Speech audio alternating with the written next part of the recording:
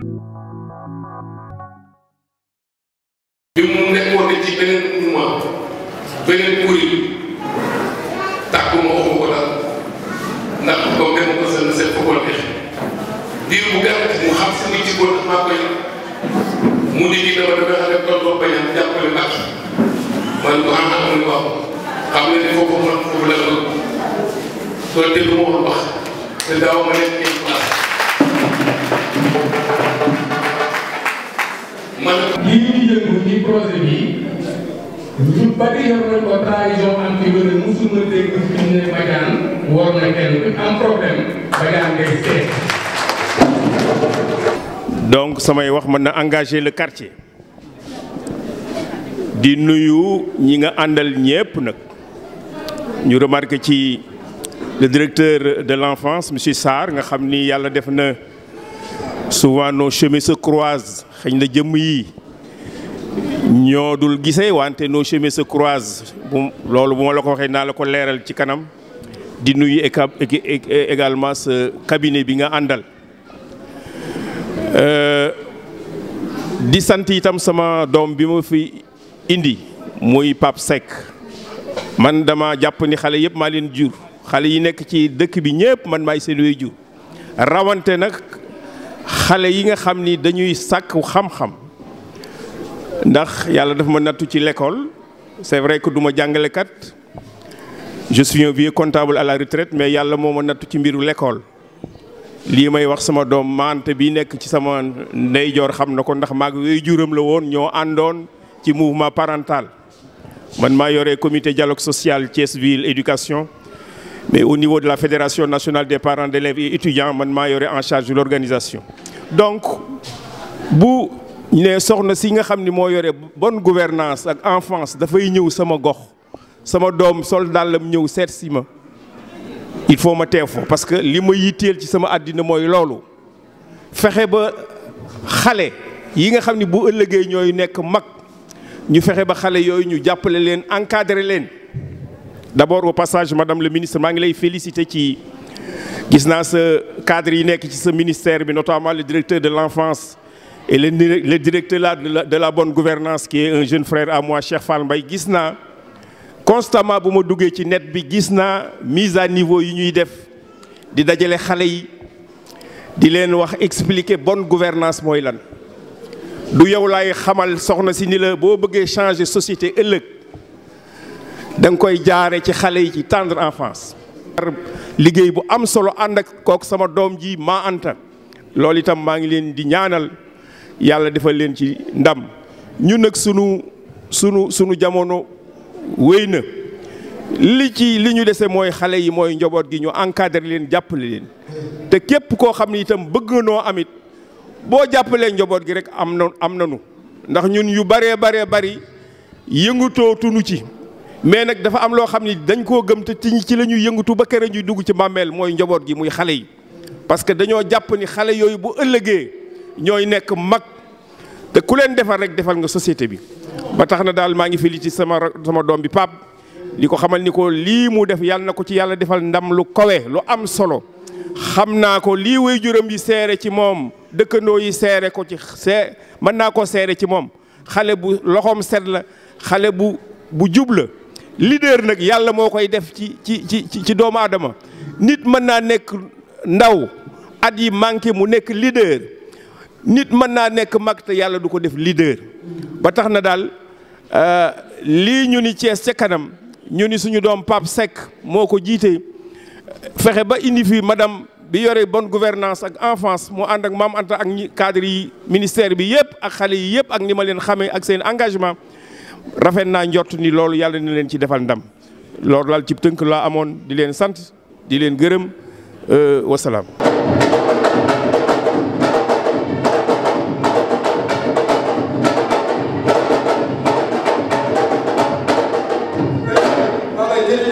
julli sang yu Seydina Muhammad sallallahu alayhi wa sallam ñi ngi sant suñ ñaari waajur di sant suñ sëriñ Cheikh Lo mu looyeen ginnaaw bi loolu wéyee ñi ngi nuyu kilifa yi nga xam ne moom lañu fekk yëpp commencé ko suñ papa ji ñu dendal muy Baye Modou Diouf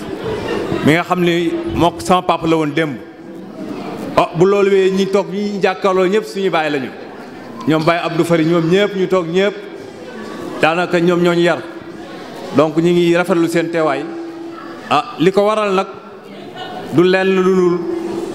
suñu rakk ji nga xam ni mooy Pape Seck ndax Pape Seck yàlla dafa dogal mu boole ñu fi liggéey ñu tette ko si lu bari ak xale yu bari fii waaw mu nekk koo xamante ni nag li tax ñu gën koo jàpp mooy ku fonk ay waajur te loolu man laay jàppe xale yi nit day am kilifa te jàpp naa ni moom xale yi ma yoroon ñi si gën a am kilifa si la bokk ñëpp am kilifa waaye moom da see raw Aziz mi yor kàddu gi tey nekk microcentral moom xamante nañ bu baax a baax yaakaar naa ne bokk nañ xale yi nga xam ne dafa encadré naa leen te fierté lañ si man tey jii ndax buñ taxawee lu mel nii yaakaar naa ne nit moom buy encadré nit day ñaan yàlla mu raw ko te yaakaar naa ne tey jii xale yi raw nañ ma te loolu sant yàlla wér la si man. ginnaaw bi loolu wéyee ñu dugg si li nga xam ni moo ñu boole ak Pape Seck dañ ko fekk si beneen mouvement bu muy tax bu mu nekkoon muy opposition yàlla dogal ñu mbëkkante ba waxtaan ci wàllu politique mu ne ma tonton loo nekk maa nga ca lu ma nekkoon lu ma jàppoon dama koy bàyyi ndax man foo jëm fa laa jëm loolu muy lu rëy a rëy si man te loolu yemale ko si wax rek yemale ko si wax tax da koo jëfee ndax yaakaar naa ne dafa am mission boo xam ni madame le ministre dañ koo jox mu ñu fexe ba ñi nga xam ne ay leader la yi nga xam dañu leen làq su suuf ñu fexe ba ñu fël donc bi Alioune Sarr mi taxawee ni madame le ministre man la joxoñ moom Alioune Sarr man la ministre Badiane laa lay wan waaye man bi ma Alioune Sarr waxee tamit dama ni ko man Pape Seck laa lay wan donc Pape Seck tamit loolu da koo firndeel ndax du ay waxi kese la ko defee ndax bi parrainage bi ñëwee quota bi madame le ministre la quota bi ñu ko joxoon moom moo ko remplir waxuma li si topp li mais quota bi ñu ko joxoon ni lii lañ sas madame le ministre moom dépassé na ko doublement donc Pape Seck yaakaar naa ni nekkul fu di wax rek mais dafa jëf ginnaaw bi mu jëfee loolu si wàllu parrainage bi daf ko ñëw firndeel ndax du wax ay wax rek nekk fi di wax rek amul sens nit da ngay jëf boole si lii mu def tey jii jëf la wane ni moom li mu wax engagement mi mu jël vraiment daf ko respecté commencé si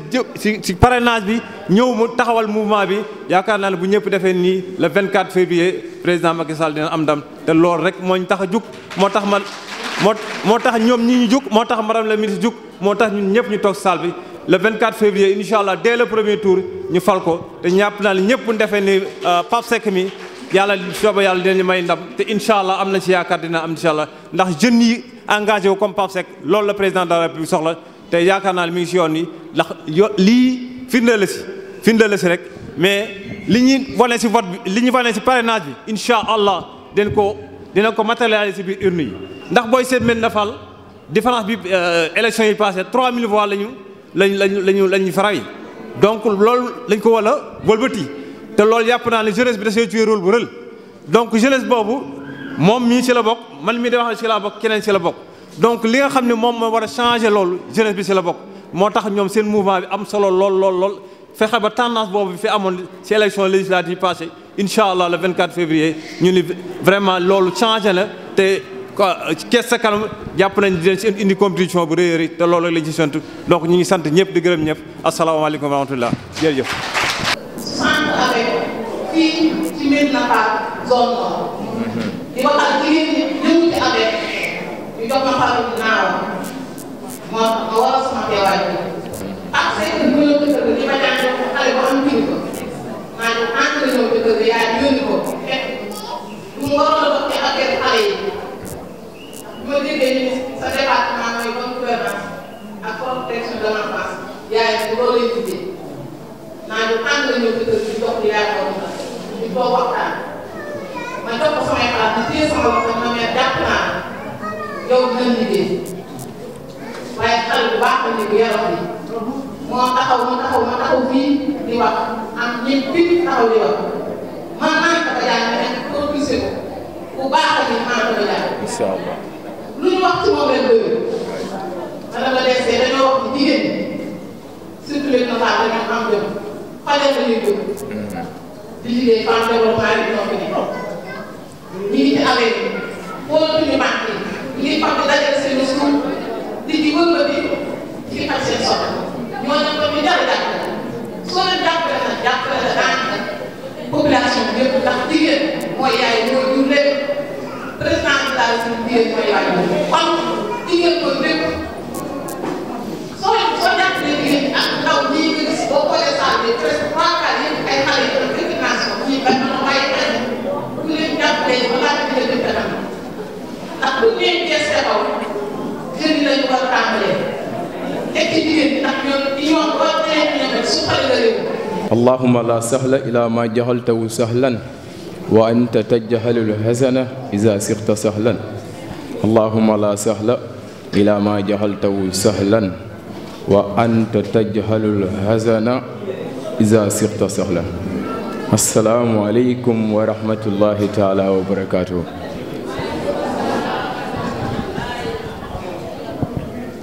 mbokk yi maa ngi leen di nuyu kenn ku nekk ci turam ak ci santam. waaw kenn ku ne maa ngi lay fekk fa nga toog ma lay nuyoo gën gi nuyoo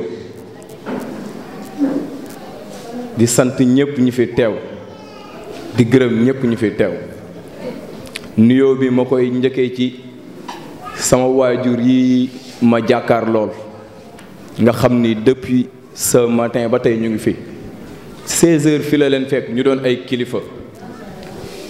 doon ay notable bàyyi seeni yitte ñoom ñëpp daal di toog fii depuis ce matin sama kër lan yendu tey ni ma yow lépp loo xam ne da nga ciy yëngu dinañ ci ànd ak yow ba mu jeex tàkk yendu sama kër 16 heures mu fekk leen fi ñu doon ay kilifa âgé de 80 ans ou 70 ans ñu bàyyi seen temps yëpp ndax man bisu tey bi moom maanaam dañuy taaxirlu rek man moom madame le ministre laa lay wax parce que comme que yaa ko représenté dama lay wax madame le ministre ñii depuis ce matin ba tey ñu ngi fi toog temps bi lu mu xat rek nanu toog def naa ni moom tey yéen du ngeen fi toog luñ toogut ñoom 15 heures fi la leen fekk macha allah kon ñu koy jégalu rek te xam ni maanaam yéen a xaw a tardé waaw ginnaaw loolu damay sant di commencé ci sama papa Abdou Fari Ngom ak magam jii di Pape Sëñ Moussa gis ngeen ko léegi Touba la jóge ñëw léegi la egsi bi ma egsee sama xol dafa tooy mu jóge ba Touba bi ma ko woowee ni ko madame la ministre dafa may seet si dani ma lépp lu ma jàppoon dinaa ko bàyyi ñëw mu ngi nee jóge ba Touba mooy borom kaala gu noir gële macha allah doon mag ci sama papa.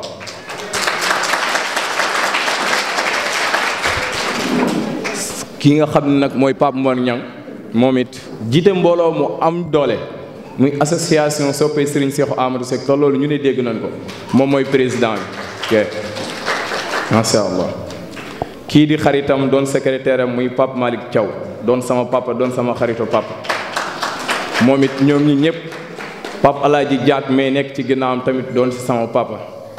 sama nijaay nekk nële bokk ak sama yaay ndey ak baay jógee Dakar dafa waroon a voyage Italie la nekk waroon a dellu wallahi bisam sama bis bi tax mu toog muy ne ma koy sant di ko gërëm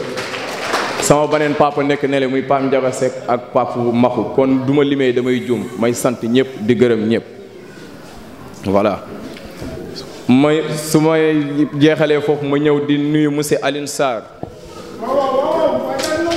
waaw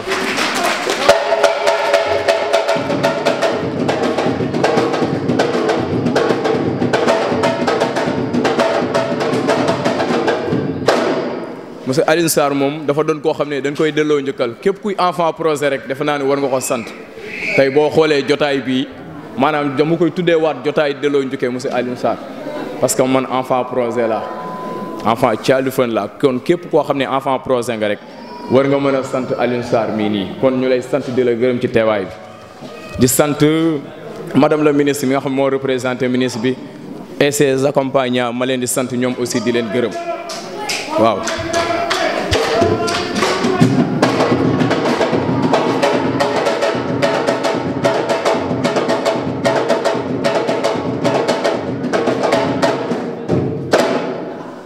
may sant ñi ànd ak représentant ministre bi yëpp ma leen sant di leen gërëm may sant aussi Alaaji Modou Diouf mii xam lu tax ma koy sant dafa doon koo xam ne dafa yàgg a sonn ci xale yi moom Alaaji Modou Diouf mii man yàlla dafa def dama mës a doon bañkat fépp fu ma mës a nekk damay bañ et puis damay bëgg toujours di nekk ci kanam di diriger man yàlla moo ma bindee loolu. li tax may sant El Hadj Modou Diouf mi dama nekk ci école Medina Fall bii ci sem bi di jàng sama monsieur sama professeur yónni ma cigarette te sama papa daf ñu yar duñ laal cigarette ñun ku ma mës a yónni cigarette noo mënti toll man la non du ma ko laal sama professeur mer ci loolu dàq ma ñu dem dernier semestre ñu def sama bulletin exclu ñu dàq ma ci sem bi bi ma dàqee ci sem bi ñu bëri di wax ñu ni ndeysaan dàq nañ ko 6e 5e ñu dàq ko ma ñëw sama papa naqarlu lool sama yaay naqarlu lool man xam naa ni xëy na xamuñu lu tax ñu dàq ma mais ma dem El Hadj Modou Diouf mii ni ma dama lay fayal privé ngay jàng dan la dàq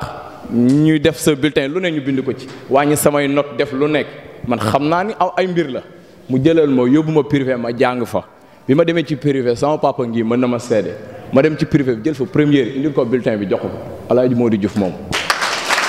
jël fa première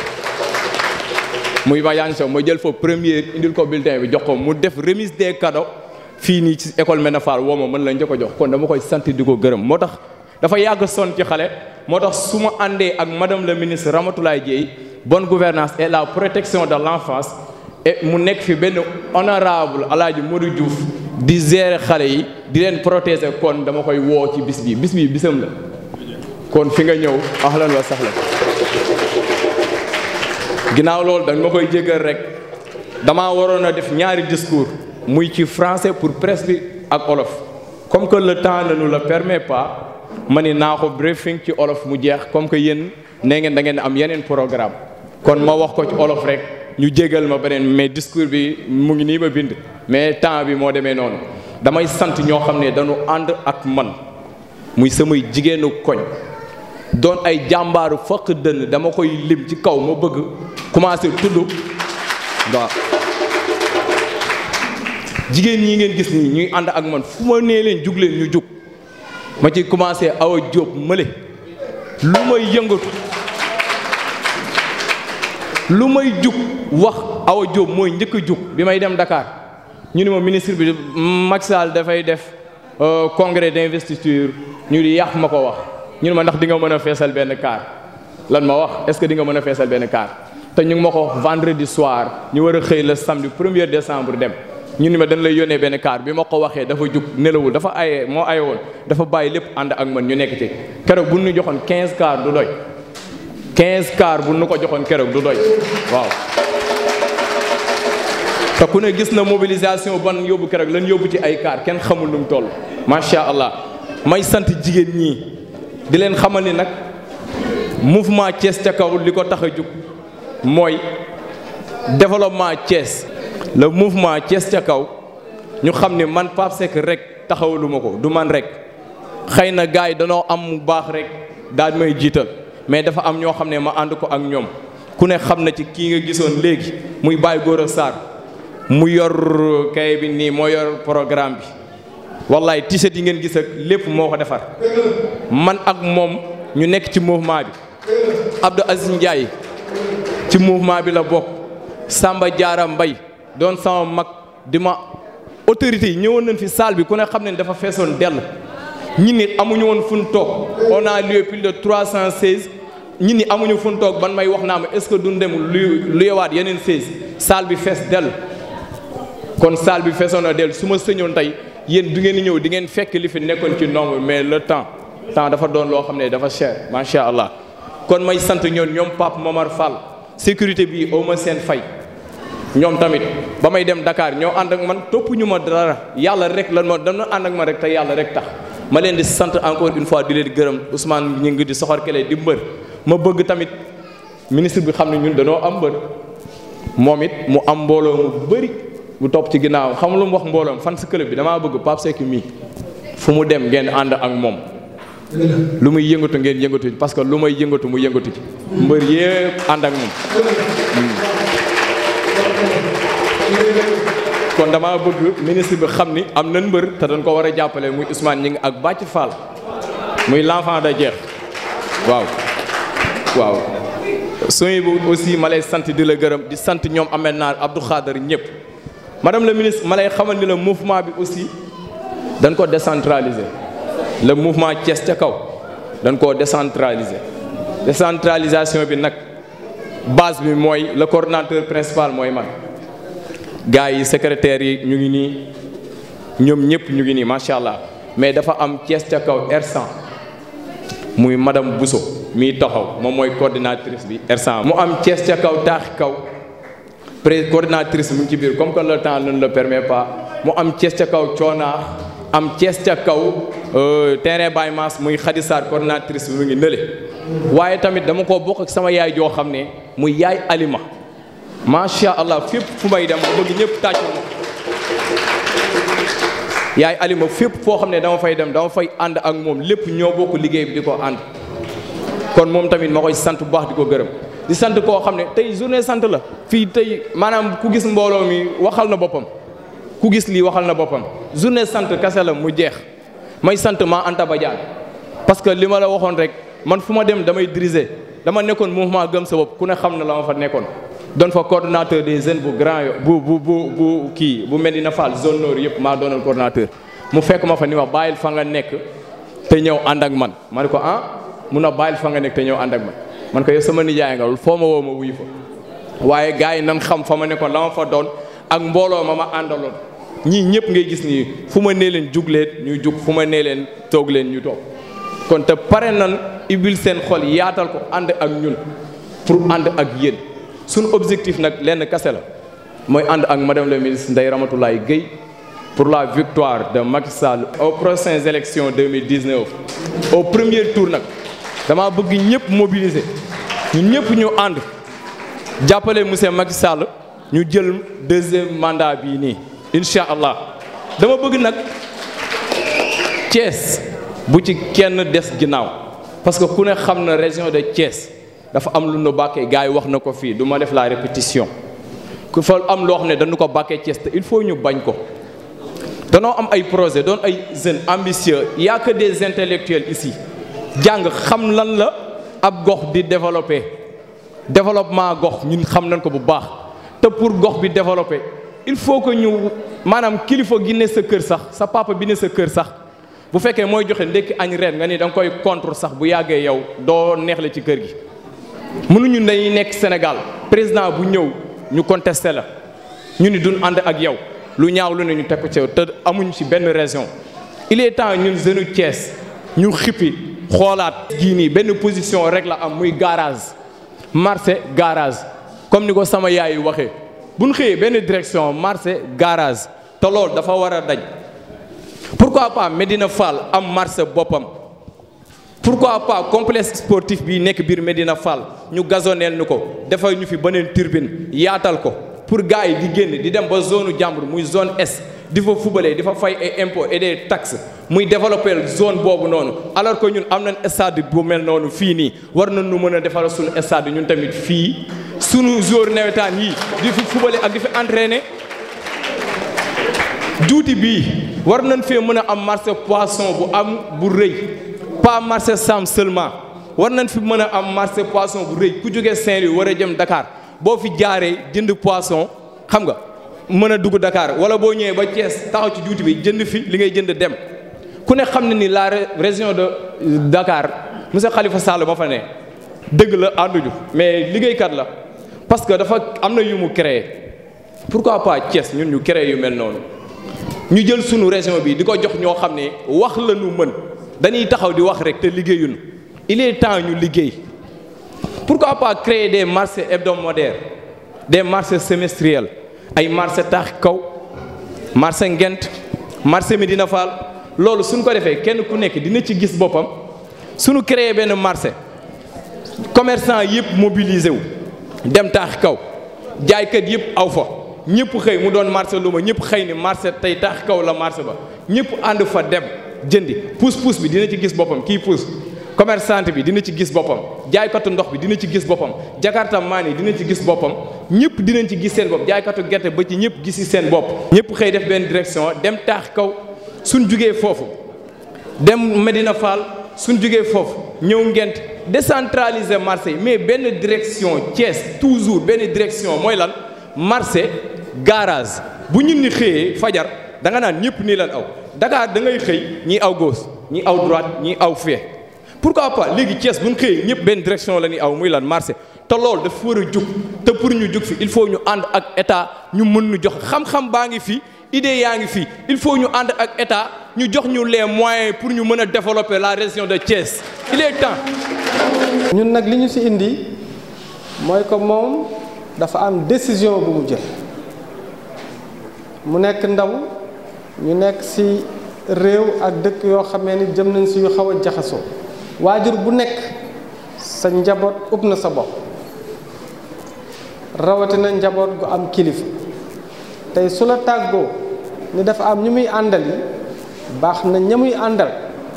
teew ba nga xam ñi ñan lañ waaye bu fekkee ne daf ko jaarale ci Ma Anta Badiane loolu tamit dafa dalaat sunu xel parce que Ma Anta li mu wax dëgg la madame la ministre kàddoom femme moo ko amee dina wax ci moom waaye keroog bañ ko jëlee def ko ministre mu dëkk Thiès dafa ni man soxlawuma ñu may xam waaye képp ku ma fi tànn nit Thiès lay dëkk kenn yorul sa poche loo mën a def ci këru ku ne waaye koñ bu ne sañ nga faa tànn ku am njëriñ koo xamee ni koñ bi yaakaar nañ ni boo jaaralee ci moom dara dina agsi nga tànn kooku jiital ko looloo tax mu ne jël nit ñi di leen jox amul njëriñ ku la ko wax tamit jamono la daf lay nax parce que nit ñi la ñuy joxe ñoo la ko gën a soxla waaw bu ñuy waxante dëgg rek nit ñi il faut que ñu am conscience bii Pape am donte xale la nit ñi li ñuy joxe ñoo leen ko gën a bëgg waaye bu fekkee ne réew dafa am nu mu tëddee dëkk bu nekk ci réew mi di ci séddu parce que seen cër la doomu dëkk ba war nañ tànn ñoo xamee ne ñoo leen di toogal ca fa ñu jëlee décision loolu moo tax moom bi ñu ko tànnee pour Thiès mu ne dinaa déglu Thiès waaye képp ku may tànn nit Thiès lay jóge directeur ba ma fa fekk Cheikh Fall Mbaye la tudd mu ngi dëkk fii seen dëkkandoo la taaxi kaw mooy directeur de la bonne gouvernance boobu ki ko yore ci Sénégal it Thiès la dëkk te suñu koñ la ko jëlee man mi mu ci tegit man yéen laa fa nekkal kon loolu suñu ko waxee ñu gëm ko cabinet mu tànn Fama Aïdara ku ñëpp xam ci Thiès moom foog naa ni CV politique am suñ koy wax fii foog naa sax dañu waroon jox waa délégation bi ñu wax ci moom waaye moom du ko sax bëgg waaye fa ñu jógee xat na parce que ña leen soxla ñëw bari waaye tey fii ministre ci boppam moo waroon a ñëwal boppam loolu tax sax mu xaw a tardé mais Fama naroon woon sax ñëw ministre naroon ñëw pour dëggal leen ni Pape li mu wax looloo waroon a am waaye ci kàddu yi ñu ciy tënk mooy que moom dafa laxasaayu ni day ànd ak magam bi nijaayam ji mu ne daf koy booleek madame la ministre kooku Fama dégg na loolu te loolu moom dina ci am lu mu ci àddu man daal li ma leen di wax moo di ñun Ma Anta dal na sunu xel sañ naa ko boole ak ku ne moo tax bi ministre laajtee moom laa ko joxoñ xale yi tamit dëggal nañ li tax ñu wax ko ndax bokk nañu liggéey ñaar fukki at bokk naa ak moom liggéey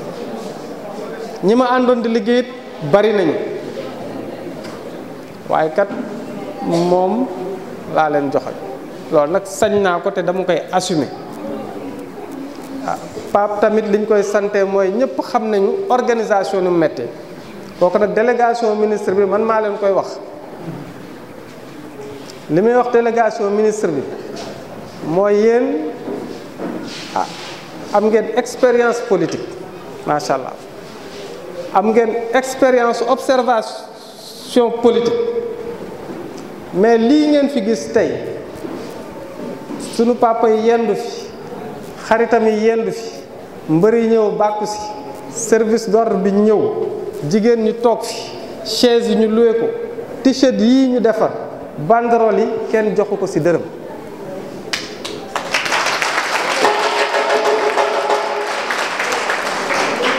loolu dama bëgg ñu déggee ko man ci sama làmmiñ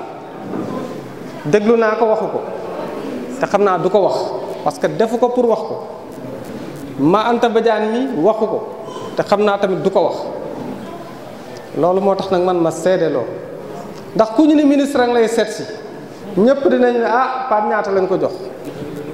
tey su wéetee tuuti ak Fama ak sac bi mu yore bu ñu génnee ñu ne enveloppe bi mu ko jox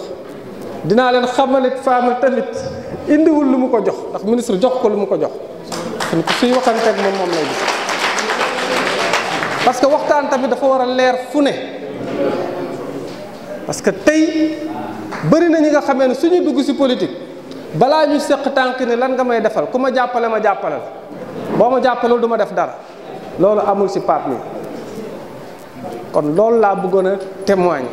xamal ko Fama mu waxee ko noonu ministre parce que ministre sax mën na jàpp ni xëy na Ma Anta jàppale na ko wala xëy na Alioune Sarr jox na ko ñun ñëpp bu ñu laajoon ñu jox yàlla xam na ko kon daal Fama ñu baal ma ci guddal papa loolu lañ leen doon seedeel xam ne seen doom ñii ngeen ko dénk man dal nañ sama xel parce que ci taxawaay bi ngeen taxawit war na tax ñu ne leen ah Pape ñi mu nam ma àndal tamit ay gor lañ ngeen baal ñu àq ci guddal bi wasalaam jërëjëf. parce que ñaari weer a ngi nii damaa génn réew mi demoon faju ji donc bërki démb laa ñëw alxamis donc bi ngeen di programme yi sax fekkuma fi kon convalescence laa nekk waaye cër bi mu la jox ak fonk bi mu la fonk tax na bi mu amee tënk-tënk ni mu ko amee nag la ko madame Aminata Touré amee tey parce que moo waroon na ñëw fële ci auditorium bi te yaakaar naa ne ñooña la ñu dépensé ci alal dépensé woo ko waaye bu ñu soxlaa ñun base bi kilifa gi Macky Sall di président de la République soxla yaakaar naa ne ñun ñi nekk ci suuf di liggéey ñooy muñ soo demee tey ci auditorium bi ñi ma àndal a ngi nii boo sàndee mbàtt mu takk ñu jóge woon Dakar ak ñépp doon fa xaar madame Aminata Touré dañu mujj désolé delluwaat te xam ni yàlla mooy dogal ministre bi loolu moo ko teree ñëw mu xamal ma ni bul am dara lu la naqari bul jaaxle te bul jàq nee na moom ku ko lebal ker dana la fay lëndëm ndax doomu Cees la te balay jàppale keneen ci àll bi yaakaar naa ne jàppale doomu Cees moo ko gënal kon mi ngi lay nuyu di la encourager di la wax ne mi ngi ci sa ginnaaw waaye mi ngi ci sa kanam nee na du yàgg dara di ngeen gisante yaak moom lépp lu ngeen war a liggéey di ngeen ko tracé nga wax ko naka nga ko bëggee ak foo ko bëggee mu ànd ceeg yow ba li nga bëgg lépp sotti kon may nuyu suñu directeur de la petite enfance Alioune Sarr suma frère suma xarit di nuyu Ma Anta Badiane Ma Anta bi ma ministre bi booleeg moom yàggul ndax daf ko jaarale ci Alioune Sarr wax nga dëgg avant may voyager def na ci parrainage bi loo xam ni bi ko président de remercier ak di ko féliciter defe naa ne sa parrainage yi moo tax kon Ma Anta ci sa kanam mi mbokk ñi ngi wax ni ministre bi nee na bi mu àndeek yow ba tey ndab la gis waaye gisul benn gàcce nee na rusloo ko ma ñëw nag ci jigéen ñi ànd ci mouvement Thiès ci kanam am na yóbbante bu ngeen ma yóbbante mu jëm ci madame le ministre incha allah dina ci jot waaye d'abord man maa leen di njëkk a féliciter parce que dama yàgg a wax ni jigéeni jàmbaar mooy jur doomu jàmbaar Médina Fall gii Kawsara Silmang nee naa leen bu njëkk HLM yi ñoo daan tabax ay étage di tabax ay terrasse ñëpp di leen xool waaye bi fonctionnaire yi retraité jàngaluñ seen doom yi dara ñoom ñëpp dañoo jàngi woon école ku ci am lijaasa tooguloo ci bureau nanguwuloo def leneen entre temps quartier yi ñuy wax les quartiers défavorisés ñooñu ñoo formé seeni doom tey soo bëggee plombier boo ñëwul Médina Fall taaxi kaw ngent doo ko am ngay wut maçon les plus grands maçons les plus grands entrepreneurs de Thiès habitent à Médina Fall à Kawsara Fall ou dans les quartiers environnants parce que ñooñu dañoo gëmoon ni métier mooy dëgg kon tey bu ñuy xool terrasse yi dootuñu ko xool ci sunu cité yële waaye dañ koy xool ci côté Médina Fall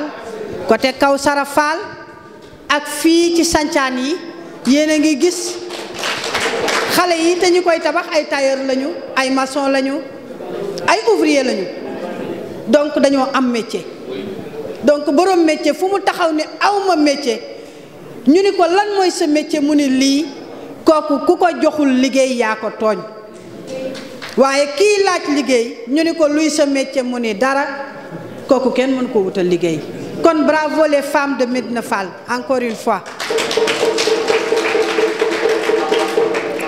seen coono gi nag xëy dem marché man dama daan fajaru di ñëw Médina Fall mais da ngay dugg ci kër doo fa fekkeen xale yi jàngi nañu jigéen ñaa ngi ci marché bi effectivement Pape Seck ça c'est une réalité ku ci lalul taabal yaa ngi yor machine buy wal jën ku ci yorul machine buy wal jën yaa ngi jënd keesu jën di jaayaat ku ci deful loolu yaa ngi ci toolu naanaa yi ak toolu légumes yi alhamdulilahi rabbil alamin dañ ni Cees ay bañkat lañu waaw parce que lu ñu am seen ñaq leen ko may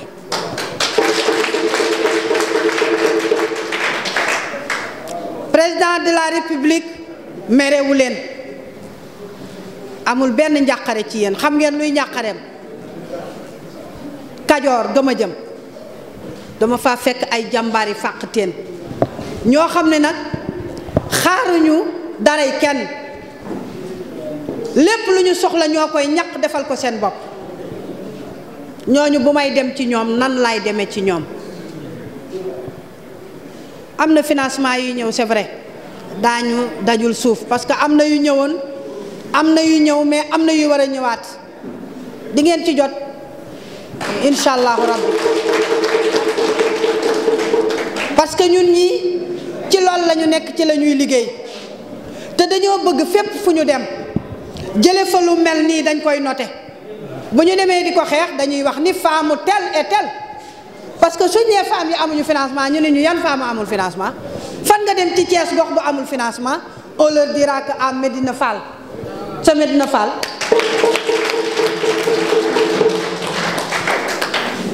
on a vu des femmes des groupements de femmes yi nga xam ne ñoo ànd ci Thiès ca kanam amaguñ ci financement yi rapprochez-vous de Manta ou de Pape Seck qui est l'initiateur du mouvement wala ngeen dem ca jigéen ña ca gox ba ngeen laaj leen ko et je sais que dinañu ñëw ils viendront te di ngeen jot ci financement yi incha allah dañ leen di yokk doole rek parce que xaalis buñ lay lebal nga koy fay jarta xëccoo la fi amoon bu yàgg la sama maam Ablaye Wade doon def léegi jóge na fi de ku ñu financé rek noonu déedéet xaalis bii ñuy joxe xaalisu réew mi la waa réew mee ko bokk suñ leen ko joxee ngeen di ci liggéey bu fay jotee ñépp ay fay incha allahu rabbi kon ku koy jël na nga jël loo àttan na nga jël loo mën a fay ndax ëllëg moo tax parce que ñi koy xëccoo ñëpp dañoo yaakaar ne xaalis bi c'est des fonds perdus non c'est pas des fonds perdus bu ñu sañoon nag ñu may leen ko mais réew mi moo doxee noonu on veut une gestion sobre et vertueuse on veut une bonne gouvernance dans ce pays-là donc alal ji ñépp a ko bokk duñ ko fi teg nag duñ ko liggéeyee mi ngi mel ni keesu avec yi liñ fiy dajale dañ koy séddale buñ koy fay dañ koy indi ak intérêt c'est la même chose avec ces financements-là ku ko jël da nga koy fay dinañu xeex nag ba mu egsi ci yéen waaye bu ñëwee ngal la bu ngeen ci liggéeyee na ngeen koy delloo parce que ko ci delloowul dañu la yóbbu si yoon te loolu taxul woon ñu di ko jox ndimbal moo taxoon mu jóg li ci des mooy gox bi pour ngeen développer ko il faut mu am civisme civisme mooy lan man ci Sénégal laa gis ku lekk sa xollitu banaana ba pare fi nga taxaw di ko lekk fi nga koy sànni ku naan sa mbuusu ndox macc ba mu kii sànni ko ci suuf jël sa café Touba naan sànni ci suuf boo jógee naan maire bi de balewuñu état bi de defaluñ dara waaw mais état bi fa mu nekk bale nañ ko ba mu set fobeere nañ ko ba mu set climatiser ko yow fi ngay nekk na nga ko bale ba mu set raxas say douche ba mu set bale sa ëtt lay ko ba mu set dajale sa mbalit paqueté ko teg ko ci bunt bi xaar oto mbalit c'est comme ça qu'il faut développer un quartier di waxtaan ak xale yi parce que saleté bi fi nekk état du ko fi dindi de mairie bii du ko fi dindi parce que amatuñu ay oto parce que c'est dommage Pape dafa am ay mairie yoo xam ne dañ leen feefal depuis du temps de Senghor ba tey li ñu yàkkamti mooy ñu jox leen ay passeport bu ñu demee France wala Italie les coopérations là yi ñuy wax bu ñu demee xam ngeen lu ñuy ñaan ñoom seen yëfi bopp lenn rek lañ fi indaale muy oto buy yàpp morgue yi oto morgue yi corbillard yi c'est dommage et pourtant ñañ koy ñaani dañoo am fulla ak fayda bëgguñu xotti oto yu bon bëgguñu xotti mbalit soxlawuñ ko sax mais ñun Sénégal buñ demee xotti oto bu bon bu gaare ñun la may ñu ko suñ demee def ko corbillard c'est décevant c'est décevant képp ku bëgg ku la defal dara da ngay commencer ci sa bopp di defal sa bopp il faut ñuy discuter ak sunu chef de quartier yi suma papa ji toogoon fii léegi monsieur Diouf dafa dem ñu ngi koy yónnee ngërëm ak nuyoo il faut quartier bi ak les conseils du quartier ñuy waxtaan d'abord sur la propreté du quartier sur l'insalubrité du quartier jigéen ñi ànd dajaloo comme niñ koy defee ci avec yi di def seeni fulla ak seeni fayda mais na ngeen ci boole di ci waxtaanaale cet ci biir kër yi ak cet ci buntu kër yi bu ko defee ça va être facile pour que li ci mbedd mi nag te ñun di ko moytu ñun itam suñu mënee bañ a def ci mbedd mi moo gën bu ñu amul fu ñu def ba nga xam ne mbedd mee fa des même buñ ko fa defee parce que boo tuuree sa panne ndox bu woowee war ngaa mën a jël sa bale taxaw nga maasale ko ba mu set c'est comme ça qu'il faut faire mais lépp état attanu ko te état c'est nous parce que li ñuy laaj état suñu alal la ñun ñoo jël suñu président fal ko dëkkal ko ci palais jox ko ay 4x4 gaareel ko avion mu ciy dem ñu jël suñu budget jox ko ba pare wëlbatiku di yàq suñu xaalis attention président defaluma dala lim leen di may di leen woo ci palais bi ñi mu koy may ñëpp alali réew mi la ñuy maye de alali réew mi la ñuy maye donc il faut que à partir d'aujourd'hui que ñu am fulla ci ki ñuy fal parce que ki ñuy fal mooy kan mooy ki fi dindi lépp xaalis te doo fay ki fi dindi détournement te kenn du la punir ki nga xam ni da ngay def lu dul dëgg ñu bàyyi la ci kooku kenn rek la muy le président Macky Sall.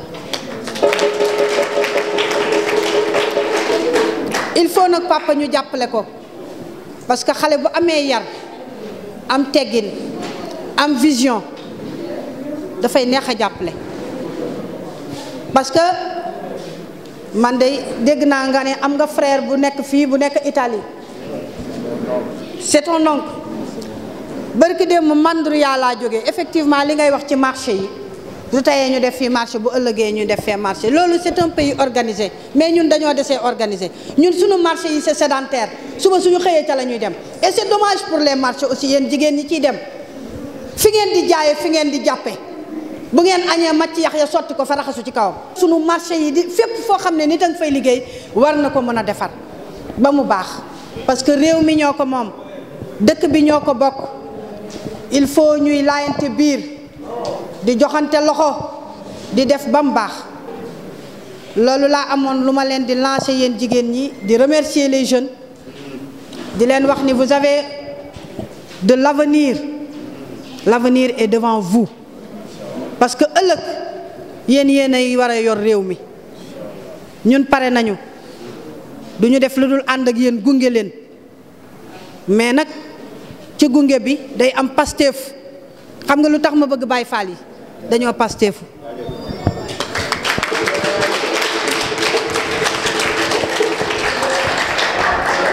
kon jeunes yi Pape yaag jeunes yi nga àndal na ngeen ànd ak Pastef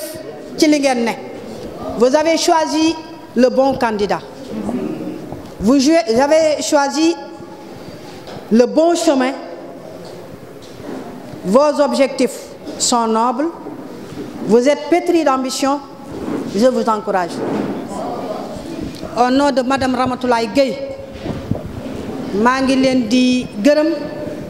di leen sant di leen wax ni ñi ngi ànd ak mouvement bi di la accompagner di ànd ak jigéen ñi